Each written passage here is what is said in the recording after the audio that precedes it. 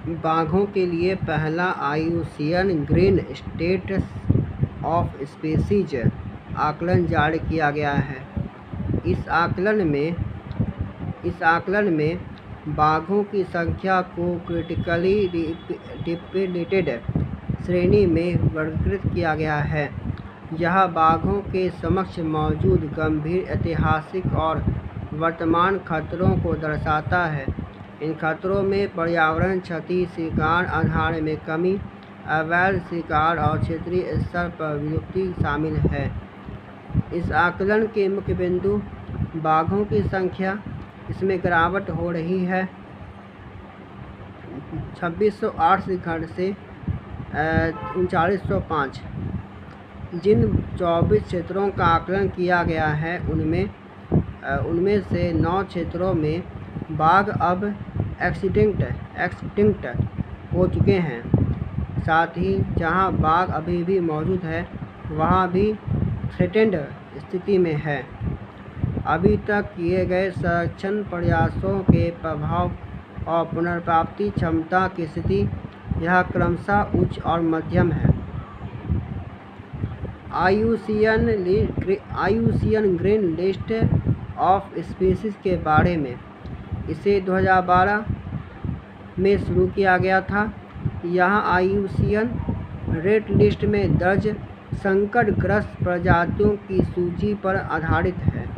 इसे 2020 में IUCN के रेड लिस्ट आकलन का वैकल्पिक हिस्सा बना दिया गया था। यह प्रजातियों की समष्टि की पुनर्प्राप्ति, उनके विलुप्त होने के जोखिम और साथ ही साथ संरक्षण प्रयासों के प्रभाव का आकलन करने के लिए एक साधन प्रदान करता है। श्रेणियाँ इसमें largely depleted, moderately depleted, slightly depleted, fully recovered आदि शामिल हैं। ग्रीन स्टेटस कैसे किसी प्रजाति को पुनर्प्राप्ति को निर्धारित करता है।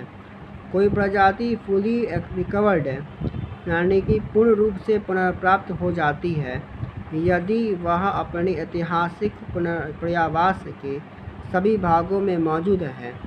वह अपने पूर्ण पर्यावास में व्यवहार्य समष्टि में मौजूद है। वह अपने पर्यावास के सभी भागों में पारिस्थितिकी कार्य को संपन्न करती है आदि। इन सभी कारकों के आधार पर ग्रीन स्कोर 0 से 100% प्रदान किया जाता है, जो दर्शाता है कि कोई प्रजाति फुली रिकवर्ड या पूर्ण रूप से पुनर्प्राप्त होने के कितने निकट है। बाघ यानी कि पैंथेरा टिग्रिस के बारे में, बाघ विश्व का सबसे बड़ा वन बिलाव है। विश्व के वनों के मौजूद बाघों का लगभग 75% समष्टि भारत में है। प्राकृतिक पर्यावास वाले देश बांग्लादेश, भूटान, चीन, भारत, इंडोनेशिया आदि है। पर्यावास वन, सवाना, झाड़ीदार भूमि, घास के मैदान, आर्द्रभूमि आदि। संरक्षण स्थिति IUCN लाल सूची में एंडेंजर्ड है।